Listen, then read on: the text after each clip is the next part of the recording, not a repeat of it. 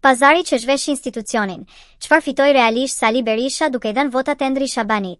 Në politik, veçanërisht në Shqipëri, votat nuk jepen kur falas. Kur Sali Berisha vendosi t'i jap votat e tij kandidaturës së Endri Shabanit për avokat të popullit, nuk ishte akt idealizmi as gabim taktik.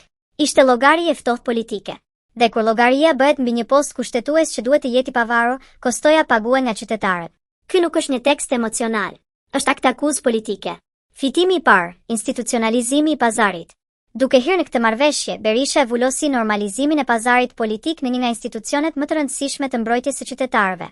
Avokati I popullit nuk u trajtua si figurë e pavarur, por si monedhë shkëmbimi mes palëve që publikisht shtiren sikur janë armiq.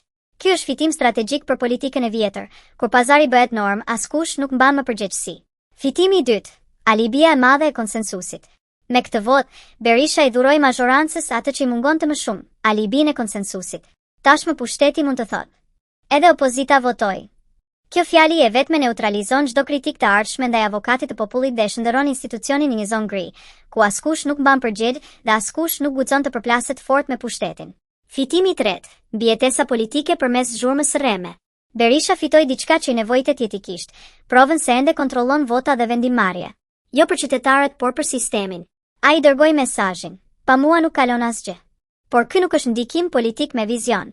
Është riciklim I pushtetit personal, I ndërtuar mbi kompromis institucional.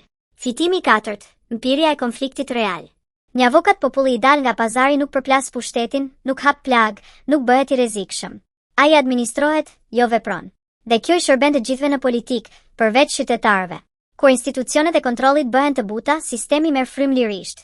Humbja e madhe, qytetari dhe shteti I së drejtës. Nga ky pazar, humbi pavarësia reale e avokatit të popullit. Humbi besimi publik se dikush do të përballet me pushtetin. Humbi ideja se postet kushtetuese janë mbi pazaret partijake. Ky është dëmi që nuk matet me vota, por me heshtjen që vjen më pas. Politikë e zhurmshme, parimet e heshtura. Kjo nuk është real politik. Është cinizëm institucional. Të njëjtët aktorë që në fjalime flasin për drejtësi, në praktikë copëtojnë atë në tryezat e marrëveshjeve. Kur opozita sillet si bashkëqeverisë se e heshtur dhe pushteti sillet si I paprekshëm, demokracia bëhet dekor. Përfundim titulli që s'duan ta lexojnë. Sali Berisha fitoi ndikim afat shkurtër, zhurmë dhe një vend në pazar. Shqipëria humbi një tjetër mundësi për një institucion realisht të pavarur.